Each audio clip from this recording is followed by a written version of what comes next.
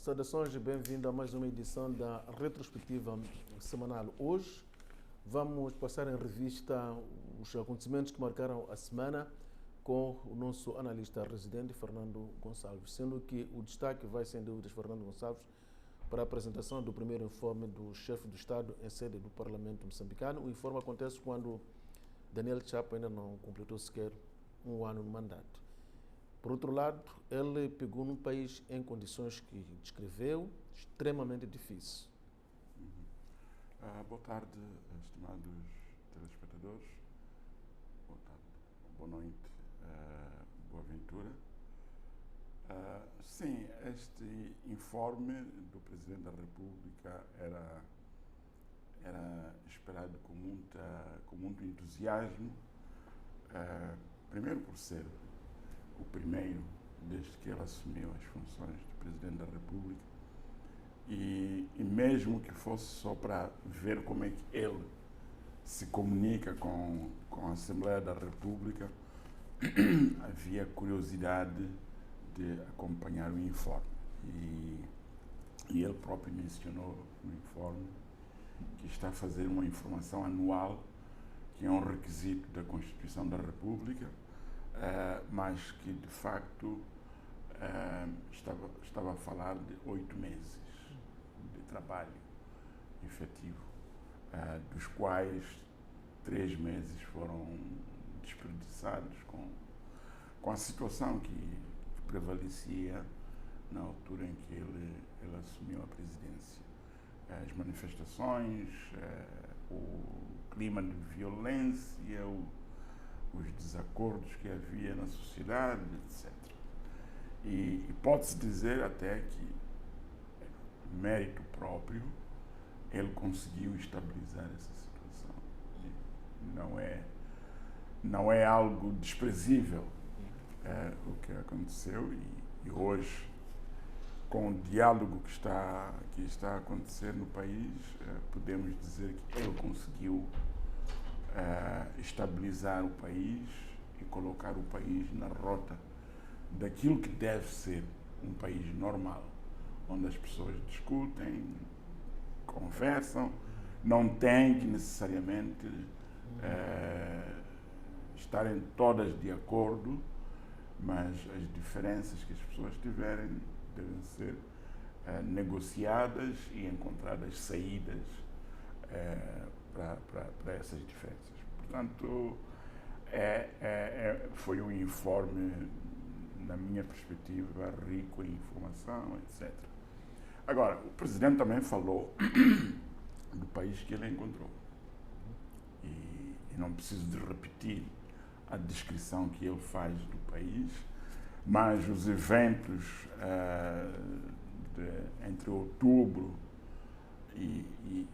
do ano passado e março deste ano revelam, não precisam de nenhuma explicação para ninguém para mostrar aquilo que era o país. Em termos econômicos, ele falou de um déficit de 130 bilhões de meticais que ele encontrou. Ele não disse encontrei, mas disse que o déficit era este. Portanto, é mais ou menos dizer, é esta a situação que eu encontrei. E 130 bilhões de meticais equivale a cerca de 9% do PIB moçambicano. Isso é extremamente, é um déficit muito alto e quando você tem esse déficit, significa que você continua a endividar-se porque não tem dinheiro, tem déficit porque não tem dinheiro, né? Porque não consegue equilibrar as contas, então tem que se endividar ainda mais e a situação torna-se praticamente insustentável. Penso que este é o país que ele encontrou. Penso que ele e a sua equipa devem estar a fazer tudo o que está ao seu alcance para ver se o país recupera economicamente e possa, de facto, estar no caminho certo para o alcance dos objetivos a que se propõe. Mas, na visão do Presidente, não deixa de ser, portanto, um país de confiança e renovado, portanto, uma confiança renovada rumo a um desenvolvimento sustentável e inclusivo. Bom, com tudo que está a acontecer, com a estabilização que o país teve, apesar de permanecerem alguns resquícios, né, a deterioração dos principais indicadores macroeconômicos, como a inflação, o crescimento negativo de 4,3%, se a memória não me falha, dos últimos 3 meses do ano passado, tem implicações naquilo que acontece este ano e, portanto, é preciso arregaçar as mangas e trabalhar de tal forma que o país consiga recuperar. Portanto, essa confiança resulta das ações que foram tomadas pelo governo, pelo Presidente da República e que visam basicamente estabilizar o país e pôr o país a andar. Por outro lado, o Presidente deixou a conclusão de Moçambique Real ao critério de cada moçambicano. Bom, acho que foi uma estratégia que ele encontrou. O Boaventura tem a sua opinião, eu tenho a minha, outras pessoas terão as suas opiniões sobre aquilo que é o Estado da Nação. Então, penso que o Presidente, o que é que fez? Deu o quadro daquilo que ele encontrou, aquilo que ele fez até aqui. Antes daquilo que ele fez, aquilo que ele prometeu no seu discurso de inauguração, que depois foi transformado em políticas de governo, e o que é que fez na base dessas promessas. Portanto, cabe aos moçambicanos julgarem o que é que pensam, o que é que acham que é o Estado da Nação. E penso que foi uma estratégia que ele teve. Cada um tem a sua maneira de ver as coisas, de fazer as coisas, mas foi a estratégia que ele teve para dizer, olha, vocês é que me julgam agora, não sou eu que vou me julgar a mim próprio. Fernando Gonçalves, alguma crítica que seguiu a apresentação deste informe se mostra um tanto ou quanto desconfortável com o fato do Presidente fazer uma abordagem profunda para justificar o quadro atual do país, portanto, referindo-se àquilo que são os efeitos das manifestações. Será que esta crítica é assim tão justa? Porque uns acham que, no lugar de se referir, por exemplo, aos efeitos das manifestações, devia se referir apenas às causas. É a tal questão, Boaventura, cada um vê as coisas a partir do seu ângulo. Eu penso, e esta é a minha opinião pessoal sobre essa matéria, nós estamos num processo de reconciliação. É importante focarmos no caminho que temos pela frente e não diria ignorar ou esquecer o passado, porque é preciso conhecer o passado para conhecermos o presente e perspectivar o futuro. Mas eu penso que é importante nós encontrarmos uma linguagem que não nos prejudique a nós próprios, como uma coletividade, né? Então, o importante neste momento é dizer o que é que nós queremos fazer, o que é que nós queremos ser e como é que nós queremos chegar, onde nós queremos chegar. Porque uns vão dizer, sim, houve manifestações violentas, mas as manifestações violentas foram motivadas por ações que puseram em causa a credibilidade ou a idoneidade do voto. outros vão dizer que não, as manifestações foram ilegais e violentas, e ficamos neste debate que nunca mais acaba. Eu penso que o importante é a decisão que os moçambicanos tomaram, sob direção do próprio Presidente da República, de avançar para um processo de diálogo, avançar para um processo de reconciliação que nos vai permitir construir uma nação forte, idônea e respeitada pelo resto da comunidade.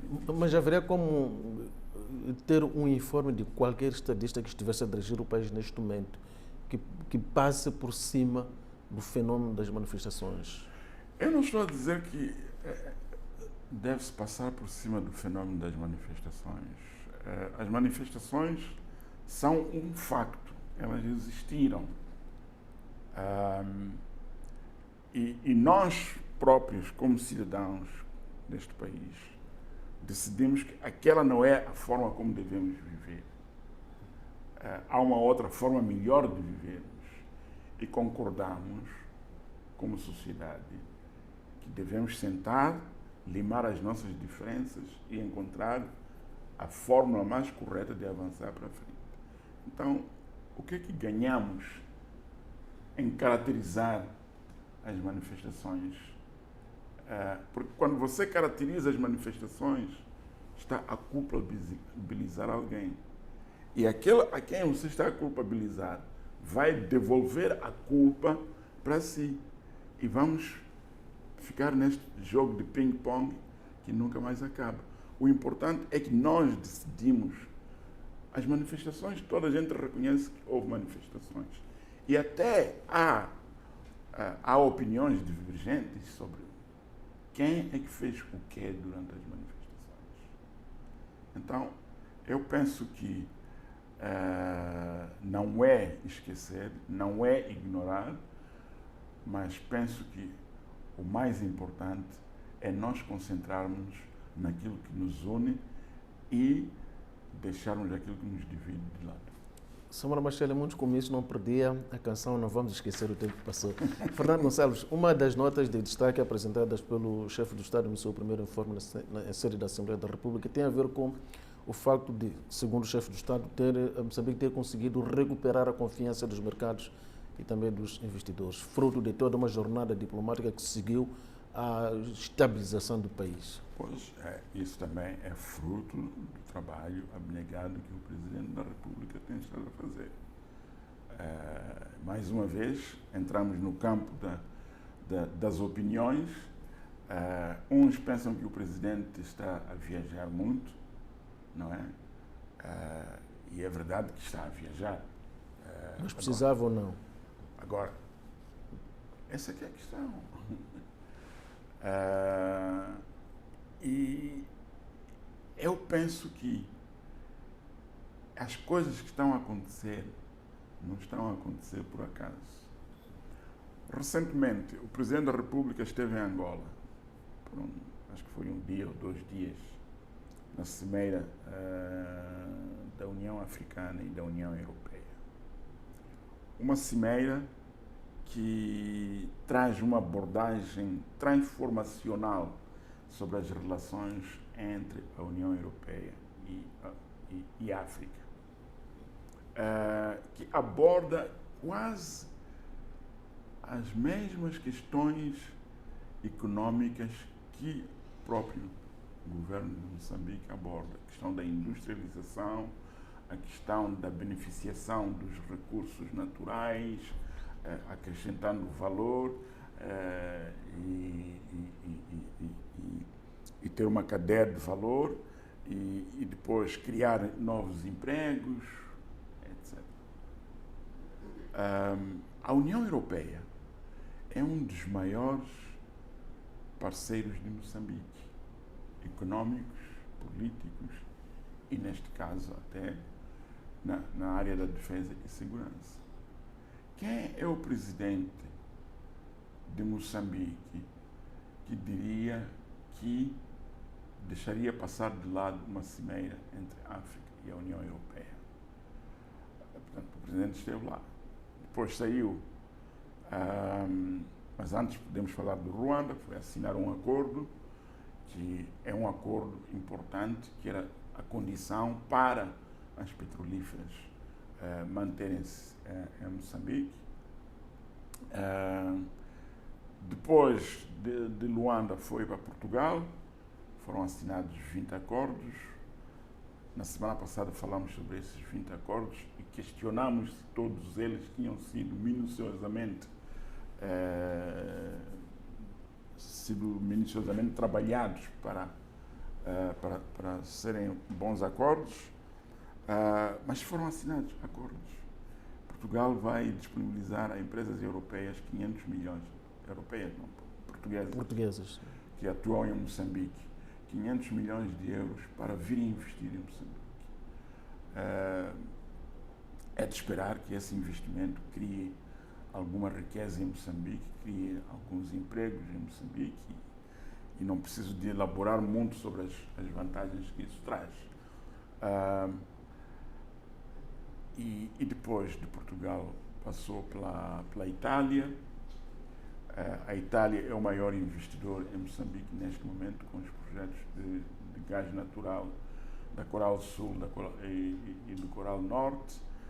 Este ano tivemos a decisão final de investimento da Coral Norte. Portanto, o Presidente foi viajando, esteve nos Estados Unidos e eu não tenho a certeza, mas posso suspeitar que o acordo que foi feito esta semana, em que Moçambique vai receber 1,8 bilhões de dólares dos Estados Unidos ao longo dos próximos 5 anos para o setor da saúde. Já para lá iremos também. Para o setor da saúde, foi parte das negociações que o Presidente teve com as autoridades americanas, incluindo com o vice-presidente. Isto acontece num contexto bastante difícil, marcado pelos posicionamentos do Presidente Trump. Sim, uma vez que vamos falar disso, havemos depois de tocar isso. Mas é importante que isto aconteça. Portanto, não creio que o Presidente tenha gasto dinheiro do erário público para passear, para satisfazer vontades pessoais, porque nem sequer precisa. Portanto, estas viagens contribuíram grandemente para esta recuperação da confiança, porque somos nós que precisamos dos outros. Bom, colocando da melhor forma, todos nós precisamos uns dos outros, mas neste momento a necessidade sobre o outro talvez recaia mais sobre nós, porque a nossa economia não está muito boa. E o presidente de um país cuja economia não está boa tem de viajar precisamente para tratar assuntos que têm a ver com a recuperação da economia do seu país. Fernando Gonçalves, também a marcar a semana, desta feita, notícias bastante preocupantes, indicando um déficit bastante grave de recursos para assistência às vítimas de ações terroristas na província de Cabo Delgado. Os números trazidos ao público ao longo desta semana através de um relatório de uma entidade das Nações Unidas são bastante preocupantes. E, em consequência, as condições dos deslocados se vão deteriorando cada vez mais, precisamente por falta de recursos para uma assistência devida. Sim, a situação é muito preocupante. Só nas últimas semanas, 107 mil pessoas saíram dos seus locais habituais de residência. É verdade que cerca de 12 mil voltaram. Mas há problemas da falta de dinheiro para o financiamento das operações humanitárias. Mas o problema não é só esse. É que começam a surgir também tensões entre a população deslocada e a população dos locais para onde os deslocados se deslocam. E estas tensões, dentro do conjunto de um conflito numa zona de conflito, exacerba o conflito e pode criar mais problemas, mais graves ainda, incluindo abrir brechas para facilitar a atuação dos agentes terroristas. Portanto, são situações muito complexas. Os países, os principais parceiros de Moçambique que apoiam nesta área humanitária estão também em dificuldades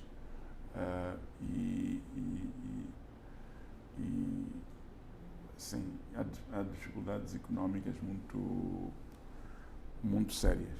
Para sermos muito mais concretos, as Nações Unidas dizem mesmo que receberam ou foram recebidos apenas 97 milhões de dólares dos 352 milhões de dólares necessários até o último dia, portanto, de novembro. E como consequência deste déficit bastante acentuado, no terreno demonstra-se uma redução, ou seja, verifica-se uma redução drástica das quantidades de apoio, estando muito abaixo do mínimo aceitável. Exatamente. A última informação é que a população que mais necessita de apoio, recebeu apenas provisões para 7 dias. E pronto, não se sabe se ao longo do tempo essas lacunas vão sendo fechadas, mas é um déficit muito grande. 300 e tal milhões de dólares para 96 milhões é muito pouco. E com este tempo que já dura, pelo menos, a governação do presidente Chapo, olhando para toda a diplomacia que ele tem estado a fazer, em volta precisamente dos acontecimentos na província de Cabo Delgado, haverá já por essas alturas alguma luz que indica um caminho que Moçambique possa seguir para, uma vez por todas, acabar com o terrorismo na província de Cabo Delgado, na sua opinião? Que passa por identificar os mentores, aqueles que estão interessados nestes acontecimentos. Não sei.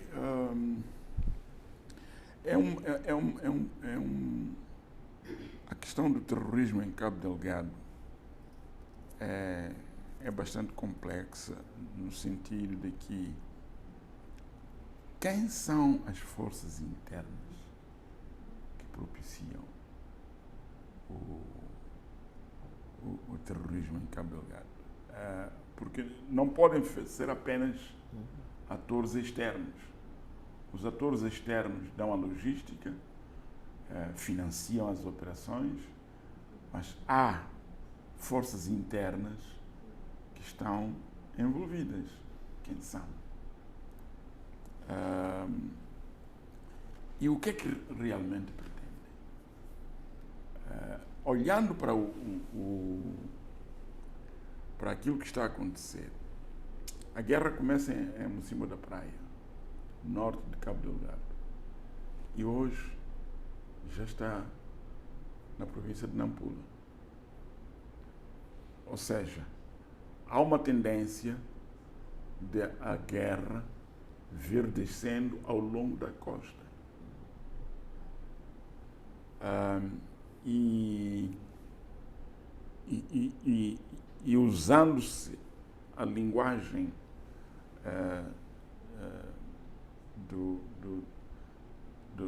de ser uma guerra islâmica,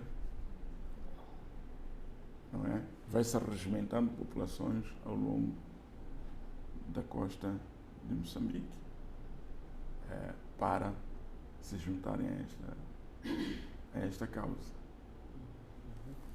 Qual será o objetivo? Eu não tenho respostas.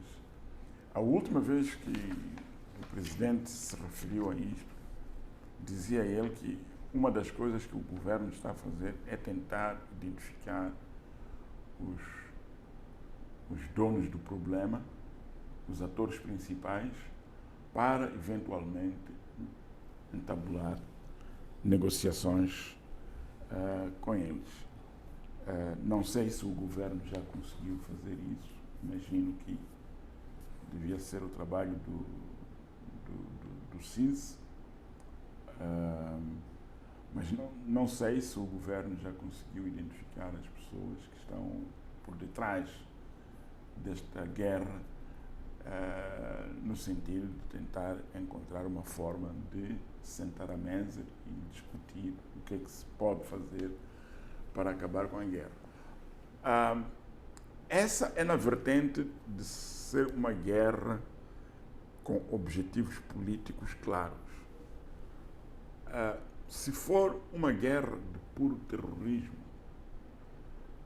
também pode ter objetivos políticos claros, talvez a longo prazo.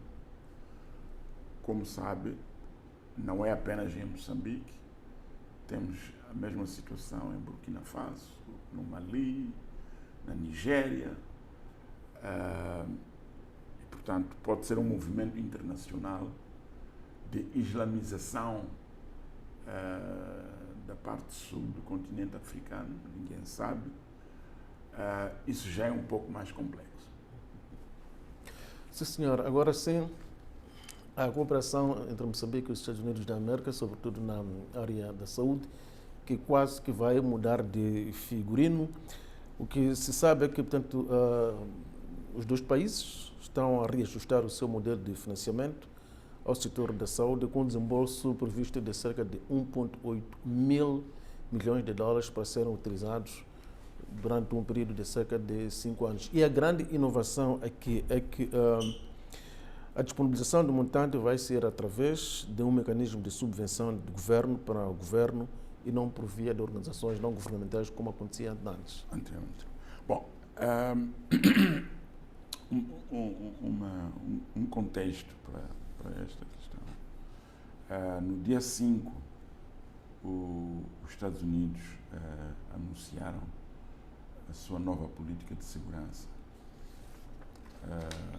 que por extensão abarca também a área das relações internacionais, ou das relações, ou da política externa dos Estados Unidos. E foi agrupado por áreas: Europa, América, Hemisfério Ocidental, Médio Oriente, África. África é o último continente a ser tratado nesse documento e penso que deve ter uns 3 ou 2 parágrafos. E basicamente anuncia que há uma mudança de paradigma na cooperação com a África. E essa mudança de paradigma baseia-se no facto de que a cooperação passa de uma cooperação de ajuda externa para investimento e comércio, privilegiando aqueles países africanos que estão dispostos a aceitarem produtos e serviços de empresas americanas. É uma nova relação, uma relação transacional que reflete a visão do atual presidente dos Estados Unidos. E em relação ao que está a acontecer com este apoio, é um apoio que está dirigido a 50 países em África e que começou com o Quênia. O presidente Ruto esteve em Washington e assinou um acordo semelhante com o secretário de Estado, Marco Rubio. E o Quênia vai receber 1,7 bilhões ou 1,7 mil milhões de dólares ao longo de 5 anos para o setor da saúde. Moçambique vai receber 1,8. Obviamente que as necessidades de Moçambique são maiores do que as do Quênia. Mas uma das coisas que também, um dos elementos que compõem esse tipo de ajuda também é que o país receptor deve contribuir com 50%, não dos 1,8, mas 50%, sim. com 50%, mas que se adiciona àquilo que recebe. Por exemplo, se Moçambique recebe 1,8, significa que Moçambique tem que disponibilizar 900 milhões e, portanto, vai ser 2,7. Então, o Quênia recebeu 1,7 e tem que contribuir, tem que comparticipar com 850 milhões ao longo dos 5 anos. E há uma inovação, que é a questão de que não deve ser por via de ONGs ou de organizações não governamentais, mas tem que ser subvenções diretas para o governo. E a outra questão é: para que serve este dinheiro? Serve para desenvolvimento de infraestruturas, desenvolvimento de sistemas de saúde, desenvolvimento de capacitação de pessoal e talvez também medicamentos. Eventualmente, se Moçambique souber usar bem este apoio, pode vir a ter uma indústria de medicamentos no país. E é importante perceber porque que os Estados Unidos apostam no setor da saúde.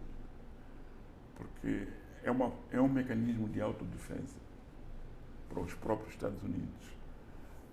Se os povos dos outros países estão bem de saúde, há um mecanismo de controle do surgimento de epidemias, há um leque de informação que é recebida nos Estados Unidos e se pode facilmente detectar onde há surgimento de problemas de saúde que podem afetar os próprios Estados Unidos e afetar o resto do mundo. A questão da Covid, por exemplo, é um exemplo muito paradigmático do que os Estados Unidos estão a tentar evitar, investindo na área da saúde nos países pobres. Mas esta inovação que cita Fernando Gonçalves não põe em causa, não periga o futuro das organizações não governamentais que vinham sendo uma espécie de ponte na recepção dos financiamentos norte-americanos?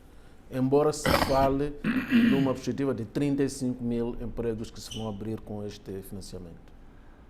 Bom, havia um debate muito sério sobre esse mecanismo de dependência em relação às ONGs. É verdade que as ONGs vão deixar de ter uma quantia substancial que apoiava os seus orçamentos. Tinha um pessoal que trabalhava nas ONGs, mas os governos também queixavam-se de que dinheiro que estava a ser destinado aos países estava a ser entregue a ONGs e uma parte ficava com as questões, as despesas administrativas e não uma pequena parte, não? Das ONGs, e não ia para aquilo que era o objetivo principal que se queria financiar. Talvez é uma nova abordagem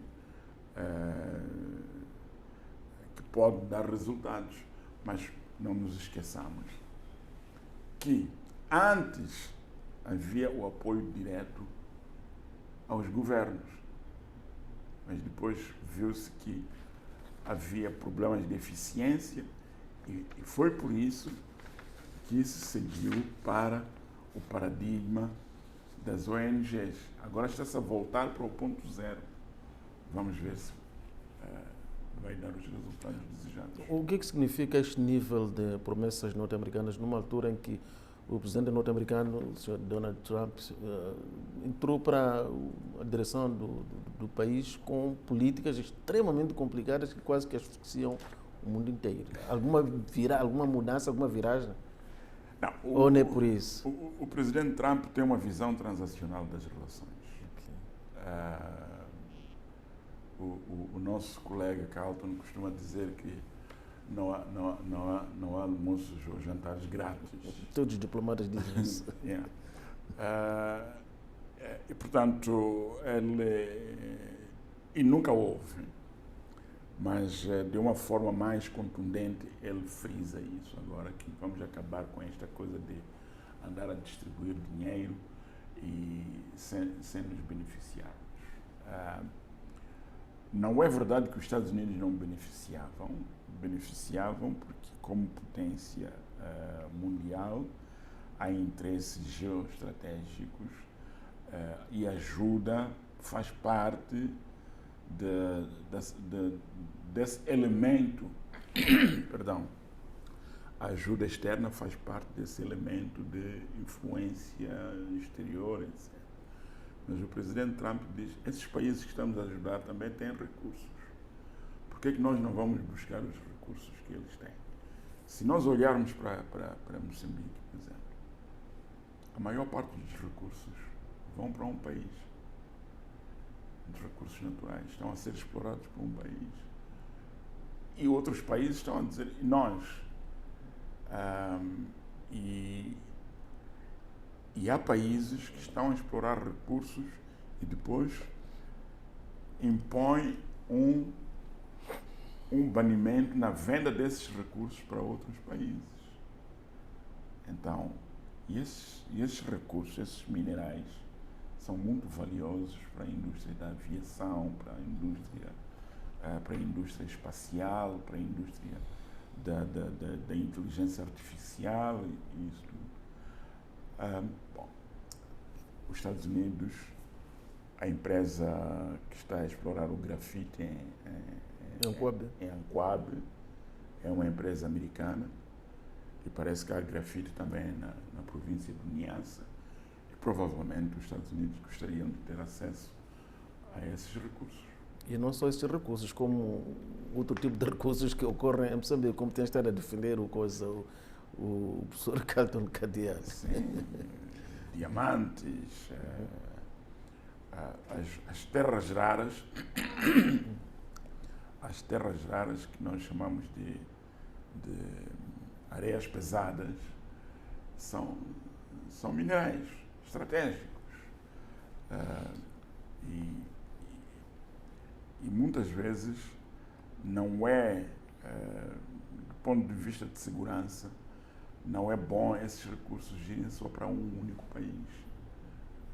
Então, acho que os Estados Unidos também querem esses recursos. E aliás, com essa visão que o presidente Trump também interviu na guerra entre o Congo e o a Congo República Democrático do Congo e o Ruanda, para tentar pôr fim àquela guerra. Parece que a fórmula é: vocês deixam de lutar, nós vamos extrair os recursos, vamos levar o que quisermos levar, vamos dar uma parte a vocês os dois, e pronto, parem de lutar. Porque ele acredita que aquela luta é também por recursos, e não está errado. Antes da ida do presidente ao Parlamento para o seu primeiro informe anual, a Assembleia da República ratificou acordos de extradição com países como a Tanzânia, o Quênia, o Botsuana e a Rússia. Bom, penso que esse tipo de acordos são acordos de rotina que os países assinam. Se um cidadão da Tanzânia, por exemplo, comete um crime na Tanzânia e foge para Moçambique, Moçambique pode devolver esse cidadão à Tanzânia para ir enfrentar a justiça tanzaniana.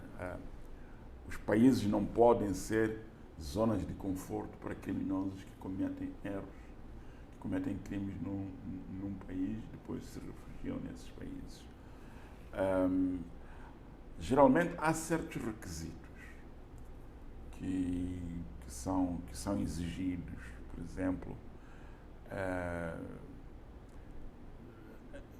Por exemplo, se o país que requer ou que pede a extradição de um cidadão seu que tenha se refugiado no outro país não corre o risco de ser sujeito à pena de morte. Geralmente não podemos trocar prisioneiros ou extraditar pessoas que podem ir sofrer ou irem ser alvo de pena de morte no país que pede a extradição. Mas há situações de criminosos comuns e também esses acordos salvaguardam também questões políticas. Se alguém fugiu do seu país porque se incompatibilizou com o governo por uma razão qualquer, Moçambique não tem a obrigação de extraditar essa pessoa. Mas os países fazem esse tipo de acordos precisamente porque há situações mesmo de criminosos que cometem erros e depois fogem. Quando foi da vez do Ruanda, nós discutimos aqui neste espaço e chegamos à conclusão de que, efetivamente, o maior beneficiário deste tipo de acordo era o Ruanda, não necessariamente Era o Moçambique. Ruanda. E neste caso, dos 4 países, Tanzânia, Quênia, Rússia e também o Botsuana. Não sei que tipo de pessoas haviam de fugir da Rússia para Moçambique. Mas em relação à Tanzânia, Botsuana, são países muito próximos de nós, portanto temos relações muito intensas com esses países. Mas isto não é feito praticamente com quase todos os países. Não se faz de uma única vez, porque os países negociam bilateralmente, quando se encontram, olha, temos este problema. E às vezes são acordos que são suscitados por um evento que ocorreu e os países não conseguiram lidar com a situação porque não havia um acordo de extradição. Então, penso que não são questões pontuais. O caso do Ruanda deu muito que falar porque há em Moçambique uma grande comunidade ruandesa, de refugiados ruandeses, alguns deles que se incompatibilizaram com o regime do presidente Kagame e que havia receios justificados e legítimos de que essas pessoas podiam ser recambiadas para o seu país para serem sujeitas a tratamentos degradantes, aquilo que para nós constituiria violação de direitos humanos e que a nossa própria Constituição não permite. Portanto, foi por causa disso que houve aquele debate sobre o Ruanda. Finalmente, Fernando Gonçalves, o presidente Chapo assinou com os seus ministros ao longo desta semana em análise, já na etapa final, de contratos-programa, uma matriz que permite avaliar melhor aquilo que é o nível de desempenho de cada titular. Bom, é uma nova forma de fazer as coisas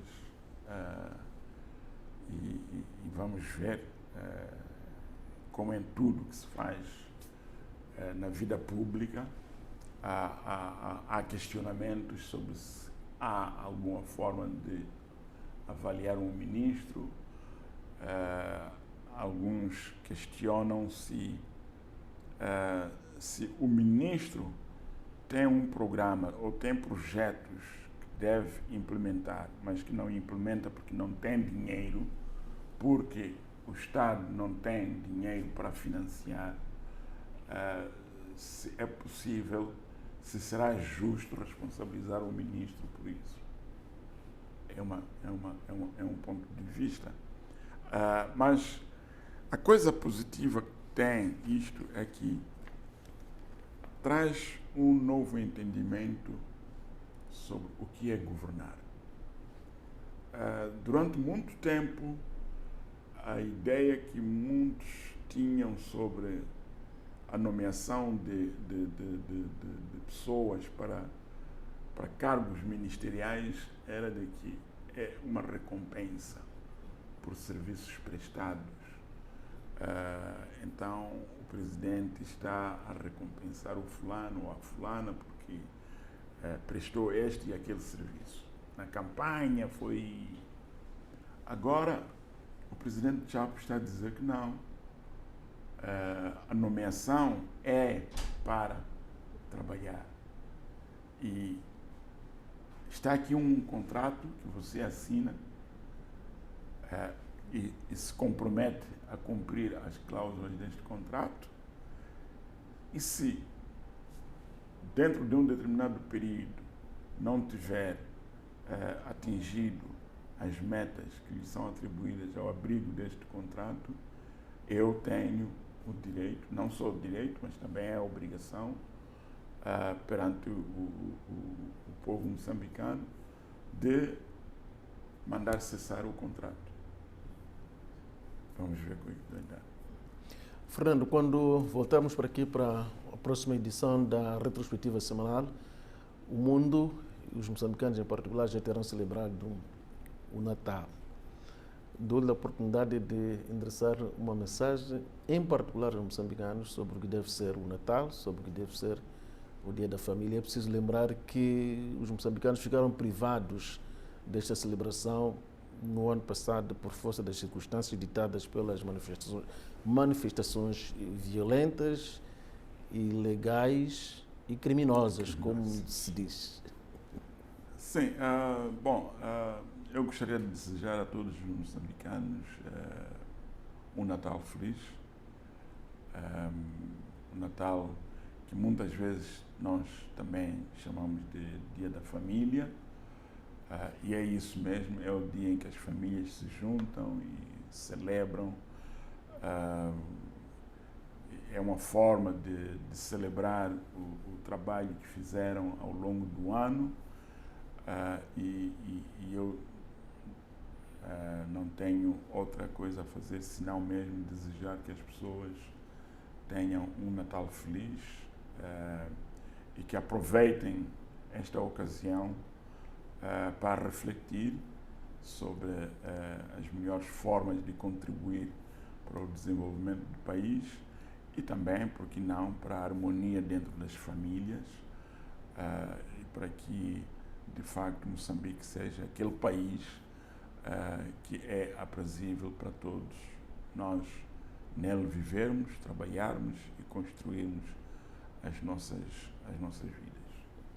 Muito obrigado, Fernando Gonçalves, pela sua disponibilidade para nos ajudar a perceber e a interpretar aquilo que, na nossa perspectiva, são os principais acontecimentos que marcaram a semana, que foi a análise aqui no nosso canal. Obrigado. Esta foi mais uma edição da retrospectiva semanal. Nós voltamos de hoje a 8 dias para mais uma análise que se impõe. Fica aqui renovado o nosso muito obrigado pela preferência, estimado telespectador. Continue ligado a nós e fique bem.